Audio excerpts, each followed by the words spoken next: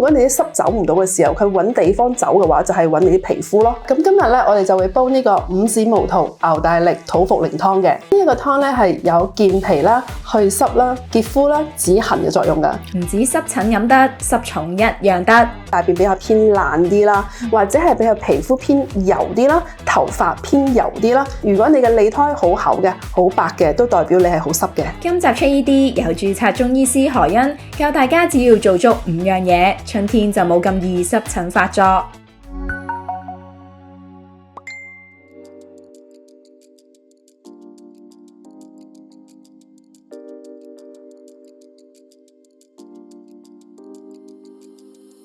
咁我哋今日係煲呢個五指毛桃牛大力土茯苓，咁當然有我哋嘅五指毛桃啦。哇，呢個係靚嘅五指毛桃嚟嘅喎。你點睇佢靚？係啦，因為咧五指毛桃咧，其實咧你係越粗，即係好似呢個啦。其實你見到佢橫前面咧就好粗嘅，咁呢個係根莖部比較粗嘅地方嚟啦，就係靚啲嘅。咁我哋好多時候喺市面買到嗰啲咧，就一支支一紮嘅，咁好油嘅。咁嗰啲咧就係嗰啲根嘅嗰啲比較尾端嘅地方啦，佢營養應該冇咁豐富嘅，咁所以咧佢相對嚟講咧嗰個效果應該冇呢一隻靚啲咯。所以如果大家可以揀嘅話，盡量揀翻一啲係比較粗啲嘅。咁啊五指毛桃咧，佢就係有一個健脾嘅作用噶啦。喺南方人啦、廣東人用得係比較多啲嘅，佢作用係似北芪嘅，但係咧北芪咧個性質係偏溫少少、燥少少。咁以呢個我哋嘅南芪啦，有叫南芪嘅五指毛桃咧，佢就係冇咁燥嘅。係啦，就健脾比較平和少少嘅，仲有一個牛大力嘅。牛大力有咩作用咧？咁牛大力其實佢都有個清熱啦、去濕啦、就利筋骨咁樣嘅作用嘅。利筋骨係啦，咁所以如果我哋喺呢個季節成日覺得係啲關節不利啊，即係可能緊緊地啊、風濕重係啦，咁我哋就可以用翻牛大力嘅。咁牛大力通常咧都會配土茯苓嘅，我見到。係啦，因為土茯苓其實佢就有清熱解毒啦嘅作用嘅，咁同埋佢有潔膚止痕，所以對於濕疹嚟講，佢嘅作用就比較大啲啦。喺呢個湯水入邊，即係皮膚痕癢啲好啱用啦。係啦，冇錯。咁除此之外咧，佢都有利關節啦。譬如話有啲人可能係痛風啦，咁其實都可以煲土茯苓嘅水嚟飲嘅，預防痛風啦。如果你係用新鮮嘅土茯苓，咁盡量就係我哋用翻乾品嘅3倍。哦，3倍。係啦，即係如果好似我哋今日係用咗40克，咁我哋如果係新鮮嘅話咧，你就係要用翻120克。土茯苓咧，仲有另一個藥材都好似嘅，叫做茯苓啦。其實係咪同一樣嘢嚟㗎？兩樣嘢嚟嘅，係啦。茯苓咧，佢係一個健脾腎濕、安神寧神嘅作用嘅一個藥材嚟嘅。見到啦，我哋嘅土茯苓咧，佢就係一片紅色嘅，棕紅色嘅，係啦。但係有啲咧土茯苓咧，佢就係白色嘅。係啦，佢有啲係切薄片嘅，咁就都係咁樣啦。但係佢會捲埋嘅，我一條條。係啊，咁但係有啲飲片咧，你會見到咧，佢係一粒粒嘅，好似方糖咁樣，細細粒嘅方糖。咁嗰啲都係茯苓嚟嘅。土茯苓佢有清熱嘅作用係多啲嘅，佢偏涼啲。茯苓咧佢偏平和少少，就健脾係多啲嘅。咁同埋佢有個安神寧神嘅作用，咁土茯苓就冇呢個安神寧神嘅作用嘅。咁除此之外，我哋嘅赤小豆啦，佢都係有個溫脾啦、健脾嘅作用啦。如果你係想健脾嘅、去濕嘅，喺我哋嘅春天嘅，咁可以揀翻白扁豆啦、赤小豆啦，或者係紅豆嘅，因為紅豆佢有個溫脾利水咁樣嘅作用嘅。咁如果去到夏天咯，咁我哋又要清熱去濕啊嘛。綠豆係啦，冇錯，就係用綠豆啦。但係有啲人覺得綠豆太寒啦，咁我呢個時候我哋又可以加翻，譬如話白扁豆或者加翻啲蓮子落去，咁啊中和翻佢健脾嘅作用。仲有去到冬天啦，咁我哋可以用黑豆，因為黑豆咧就有補肝腎嘅作用嘅。咁何醫師啊，我都知道咧，你有一個小嘅秘訣可以教大家，令到啲藥材提升多啲嘅喎。其實就首先應該將啲藥材咧先清洗下啦，跟住咧我哋就落翻啲凍水啦，浸佢先，大概咧就可能係30分鐘到45分鐘，等佢嗰啲細胞咧即係我哋軟化啦，咁啊藥效咧更加有效咁釋放出嚟嘅。咁跟住咧，我哋唔好掉咗煲水喎，直接就撻火開始煲。煲滾咗之後，我哋再將我哋出咗水嘅肉啦，咁啊放翻落去個煲湯入邊，即係個藥材湯入邊，或者係紅蘿蔔啦、肉啦放咗落去，咁啊再煲咯，煲個半鐘，其實就已經好足夠噶啦。好，咁仲有一樣嘢咧要提醒大家嘅，咁就係我哋嘅陳皮噶啦。咁其實陳皮咧最緊要咧，我哋喺煲湯之前咧要浸咗佢先，咁跟住咧刮咗啲囊。咁有啲人會覺得點解要刮囊啊？咁其實咧有啲醫家咧就會認為啦，個囊咧係比較偏濕啲嘅，咁所以你想個效果好啲咧，就刮咗個囊。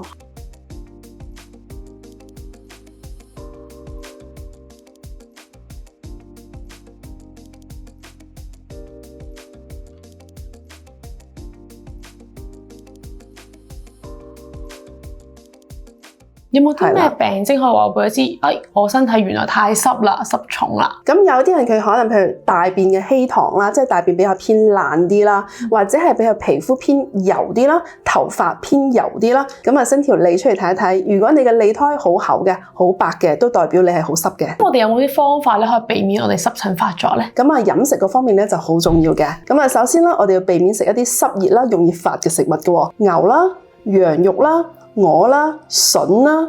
菇菌類嘅食物啦，仲有貝殼類嘅海鮮啦。咁如果生果嗰方面咧，就盡量避免食芒果啦、菠蘿啦、龍眼啦、荔枝啦，仲有榴蓮呢啲比較濕熱啲嘅。咖啡我哋首先知道咖啡豆係焗過噶嘛，咁一定係熱啲噶啦，係咪？咁啊另外咧，其實濕咧係嚟自啲奶。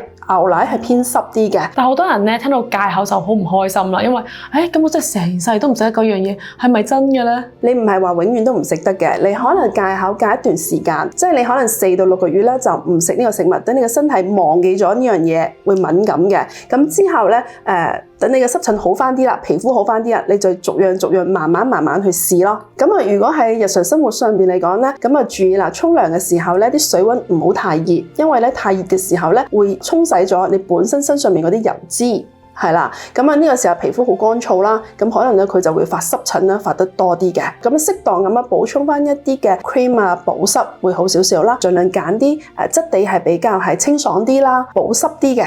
咁啊盡量就唔好搽啲太過油膩嘅一啲嘅護膚品嘅，因為油膩嘅護膚品有時會見到啲病人啦搽咗之後咧情況塞咗啲毛囊啦，咁跟住有毛囊發炎嘅情況出現嘅。咁啊着衫咧盡量着啲鬆身啲嘅棉質嘅為主啦，就唔好着啲唔係好透氣嘅衫，咁可以都會令到啲皮膚咧係發濕疹咧會嚴重啲噶。如果你係本身痕得好犀利嗰段時間就唔可以做運動咯，因為會令到佢痕得犀利啲咯。即係平時如果你唔係發得好犀利嘅時候，你係可以做運動嘅，令到自己身體冇咁濕咯。何醫師啊，點解春天咁容易濕疹發作嘅？因為我哋香港咧位於呢個嶺南地區啦，天氣咧本身就潮濕噶啦，再加上春天啦再濕啲啦，你見到可能啲屋啊嗰啲都積晒水啦咁樣，係咪？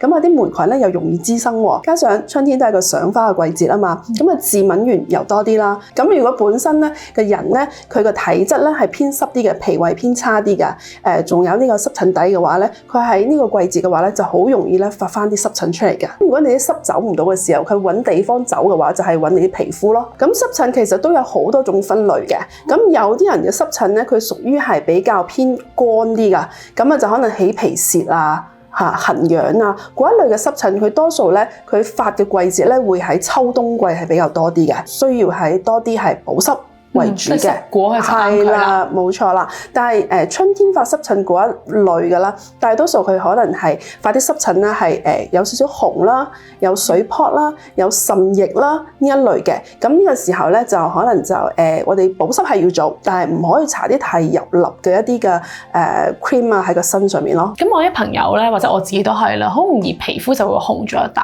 咁我就唔知究竟我係得時間嘅敏感啊，定係其實我真係有濕疹咧？有冇方法可以俾我觀察下？咁一般嚟講敏感咧，佢就一陣過嘅，即係好快嘅，即係可能你一下子紅咗一笪，跟住好快佢又會係消失咗嘅，有少少痕啦，少少興興地嘅感覺啦。但係濕疹多數佢會固定一個位置，咁喺嗰度咧可能會有一段好長嘅時間，例如大概個時間。例如大概可能你超過3日啦。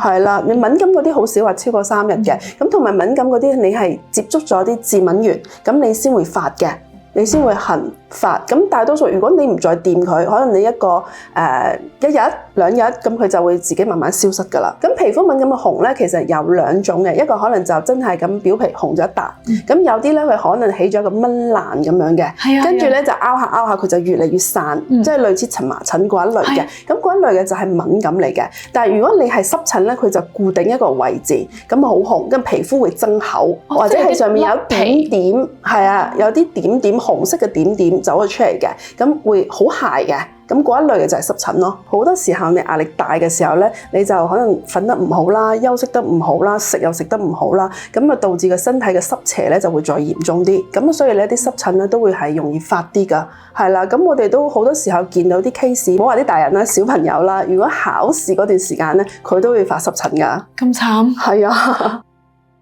咁今日咧，多謝何醫師嘅分享。大家如果春天容易皮膚敏感或者濕疹嘅話咧，記得煲嚟試下飲啦。咁如果你中意段影片嘅，記得讚好同埋分享俾你嘅朋友。咁我哋下條影片再見啦，拜拜。